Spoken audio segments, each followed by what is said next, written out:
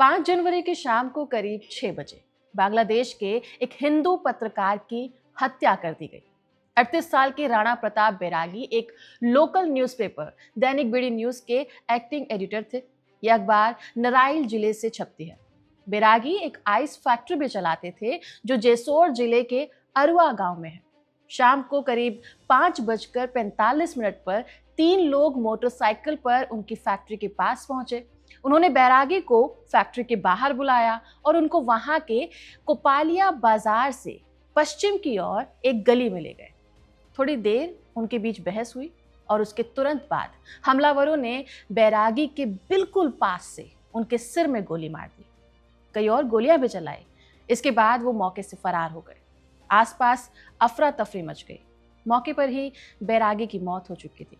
स्थानीय पुलिस का कहना है कि बैरागी की हत्या क्यों हुई ये पता नहीं चल पाया है।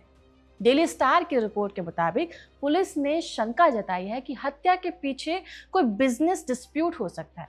पुलिस ने यह भी बताया कि बैरागी के खिलाफ 2 पुलिस स्टेशन में 4 मामले दर्ज हैं। हालांकि उन्होंने ये नहीं बताया कि ये केस किस तरह के हैं और बैरागी पर किस तरह के आरोप थे। लेकिन सवाल सिर्फ राणा प्रताप बैरागी की हत्या का नहीं है। सवाल उठ रहे हैं कि बांग्लादेश में पिछले कुछ समय से हिंदुओं पर हो रही हिंसा और हत्या के मामले आखिर बढ़ क्यों रहे हैं? क्या उन्हें टारगेट किया जा रहा है?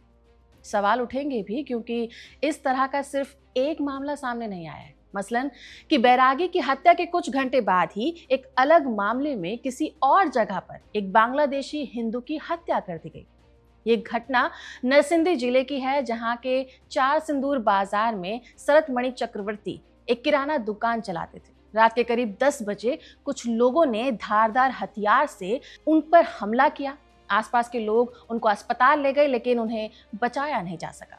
लोकल मीडिया के अनुसार मणि ने 19 दिसंबर को फेसबुक पर एक पोस्ट किया था जिसमें उन्होंने बांग्लादेश में हो रही हिंसा पर चिंता जताई थी। उन्होंने लिखा था कि उनका जन्म स्थान अब मौत की घाटी में तब्दील हो चुका है।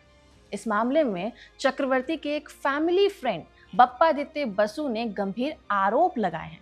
बसु बांग्लादेश हिंदू बौद्ध ईसाई एकता परिषद की केंद्रीय कार्यकारी समिति के सहायक संगठक सचिव भी थे। उन्होंने CNN से कहा कि मणि की हत्या से पहले उनको जजिया टैक्स के नाम पर धमकाया गया और उनसे वसूली भी की गई थी। बसु ने आगे कहा कि बांग्लादेश में हिंदुओं की स्थिति ठीक नहीं है। उन्होंने आरोप लगाया कि बांग्लादेश सरकार के समर्थन से हिंदुओं की एथनिक क्लीजिंग हो रही है, यानी कि उनको खत्म करने की कोशिश की जा रही है। बसु ने बताया कि मणि एक आम नागरिक थे और इसके बाद भी उनको निशाना बनाया गया। जजिया एक बहुत पुराना टैक्स हुआ करता था जो इस्लामिक राज्यों में गैर मुस्लिम पुरुषों से वसूला जाता था। इसके समर्थक इसको सिक्योरिटी लेवी के रूप में देखते थे, वहीं इसके आलोचक इसको डिस्क्रिमिनेशन का एक तरीका बताते हैं।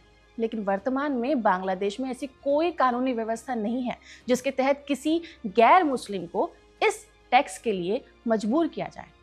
इस मामले में भी पुलिस का कहना है कि उनको हत्या की वजह का पता नहीं चल पाया है।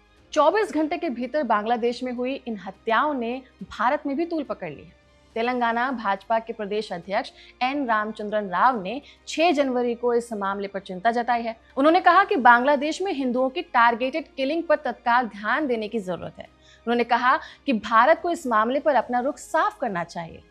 राव का यह भी कहना था कि भारत को यह दिखाना चाहिए कि वो बांग्लादेश में अल्पसंख्यकों की हत्या के खिलाफ है और इसके लिए उन्होंने डिप्लोमेटिक प्रेशर बनाने की भी बात की। उन्होंने बांग्लादेश सरकार पर आरोप लगाया कि इन मामलों पर पूरी तरह वो खामोश है और ऐसा लग रहा है कि बांग्लादेश की सरकार सड़कों पर हो रही ऐसी घटनाओं को बढ़ावा दे रही है।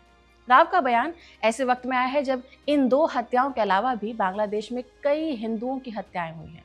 मीडिया रिपोर्ट्स के मुताबिक पिछले 20 दिनों में हिंसा की ऐसी कई घटनाएं हुई हैं। पहली घटना 3 जनवरी को हुई जब हिंदू बिजनेसमैन खोकन चंद्र दास की बेरहमी से हत्या कर दी गई। बांग्लादेश की राजधानी ढाका से करीब 150 किलोमीटर दूर अपने गांव में वो एक दुकान चलाया करते थे। वो दवाइयों और मोबाइल बैंकिंग का कारोबार करते थे। घटना वाले दिन वो दुकान बंद करके घर लौट रहे थे और तभी कुछ हमलावरों ने धारदार हथियार से उन पर हमला किया और फिर उन्हें आग के हवाले कर दिया। जान बचाने के लिए खोकन पास के एक तालाब में कूद गए। पानी में छलांग लगाने से उनके सिर पर और चेहरे पर जो आग लगी थी वो बुझ तो गई, उसको पास के अस्पताल में ले जाया गया और फिर वहाँ से ढाका के एक बड़े अस्पताल में रेफर किया गया, लेकिन उनको बचाया नहीं जा सका। उनकी पत्नी सीमा दास ने कहा कि उनका किसी से किसी भी मुद्दे पर कोई विवाद कभी रहा ही नहीं। उन्हें कोई अंदाजा ही नहीं था कि किस कारण से उनके पति की हत्या हुई है। 3 जनवरी को ही दूसरी घटना भी हुई जब छैनेदा जिले में 2 लोगों पर 40 साल की हिंदू महिला के गैंगरेप के आरोप लगे। आरोपियों ने महिला के बाल काटे और उन्हें पेड़ से बांध दिया। हालांकि इस मामले में भी पुलिस में दर्ज शिकायत में कहा गया कि विवाद एक जमीन की खरीद से शुरू हुआ था और उसके बाद आरोपी महिला को अश्लील प्रस्ताव दे रहे थे और इनकार करने पर परेशान करने लगे। इसके बाद तीसरी घटना 24 दिसंबर को राजबाड़ी जिले में हुई थी, जब 29 साल के अमृत पटेल की पीट कर हत्या कर दी गई। रात के करीब 11 बजे स्थानीय लोगों के एक समूह ने उन पर हमला किया और इस मामले में पुलिस ने आरोप लगाया कि मंडल के खिलाफ कई गंभीर मामले दर्ज हैं। उन्होंने ये भी मानने से इनकार कर दिया कि ये कोई सांप्रदायिक घटना थी। पुलिस का आरोप है कि मंडल सम्राट बाहिनी नाम के एक समूह के चीफ थे जो गैर कानूनी गतिविधियों में संलिप्त था। बांग्लादेश की सरकार ने इस मामले पर अपना बयान जारी किया। उन्होंने कहा कि वो इस तरह की हिंसा को सपोर्ट नहीं करते और दोषियों के खिलाफ कार्यवाही की जाएगी। इतना ही नहीं, चंद रोज पहले 18 दिसंबर को मेमनसिंह शहर में चौथी घटना हुई थी, जिसमें 25 साल के दीपू चंद्र दास को भीड़ ने पीट कर मार डाला। उन पर ईश निंदा के आरोप लगे थे। दीपू एक फैक्ट्री में काम करते थे। भीड़ ने हत्या के बाद उनके शव को हाईवे किनारे फेंक दिया। बांग्लादेश की अंतरिम सरकार ने अपने बयान में इस लिंचिंग की निंदा की। उन्होंने कहा कि नए बांग्लादेश में ऐसी हिंसा के लिए कोई जगह नहीं है। कुछ गिरफ्तारियां भी हुई, लेकिन पीड़ित परिवार का डर अलग है। उन्होंने कहा कि सरकार की ओर से उन्हें कोई सुरक्षा नहीं दी जा रही है, ना ही ऐसा कोई आश्वासन मिल रहा है। 2022 की जनगणना के अनुसार बांग्लादेश में लगभग 1 करोड़ हिंदू रहते हैं, जो देश की कुल आबादी का करीब 7% हिस्सा है। ये घटनाएं पिछले 1 महीने के भीतर की है। इन मामलों पर बांग्लादेश की सरकार का यही टेक रहा है कि ये घटनाएं सांप्रदायिक नहीं है, बल्कि ये हत्याएं किसी दूसरे कारणों से हुई है। भारत बांग्लादेश के जो रिश्ते हैं वो शेख हसीना के देश छोड़ने के साथ बिगड़ने लगे थे। 5 अगस्त 2024 को हसीना ने अपना देश छोड़ा और भारत आ गई। बांग्लादेश में उनके खिलाफ हिंसक विद्रोह भड़क गया। सरकार की ओर से हुई कार्यवाही में हजारों लोग मारे गए। बांग्लादेश में एक आम धारणा है कि शेख हसीना के शासनकाल को भारत सरकार का समर्थन था और अब भी भारत शेख हसीना को बचा रहा है। रिपोर्ट है कि बांग्लादेश में एंटी इंडिया सेंटिमेंट्स बढ़े हैं, लेकिन दावा यह भी है कि इन्हीं कारणों से एंटी हिंदू सेंटिमेंट्स को भी बढ़ावा मिला है। बांग्लादेश हिंदू बौद्ध ईसाई एकता परिषद के मुताबिक जब शेख हसीना ने देश छोड़ा तब सांप्रदायिक हिंसा की 2000 घटनाएं हुई, जिनमें 9 हिंदुओं की मौत हुई और पूजा स्थलों पर 69 हमले हुए।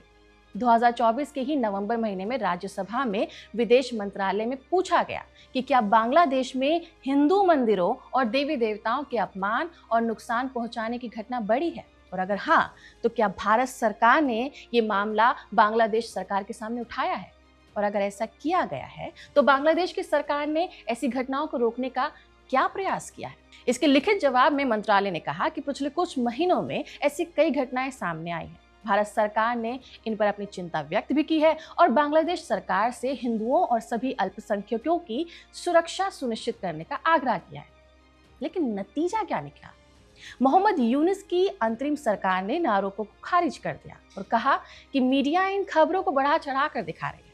लेकिन अब भले ही आधिकारिक रूप से कारण साफ नहीं हुए हों, लेकिन इतना तो साफ हो चुका है कि बांग्लादेश में हिंदुओं की हत्याएं हो रही हैं। क्या सारी घटनाएं सांप्रदायिक कारण से हुई? ये जांच का विषय है। 18 दिसंबर को मेमनसिंह में दीपू चंद्र दास की हत्या के बाद भारत सरकार का बयान आया था। विदेश मंत्रालय के प्रवक्ता रणधीर जायसवाल ने कहा कि मोहम्मद यूनुस के कार्यकाल में अल्पसंख्यकों को टारगेट करके 2900 से अधिक ऐसी हिंसक घटनाएं हुई हैं और इन घटनाओं को पॉलिटिकल वायलेंस या मीडिया की अतिशयोक्ति कहकर खारिज नहीं किया जा सकता।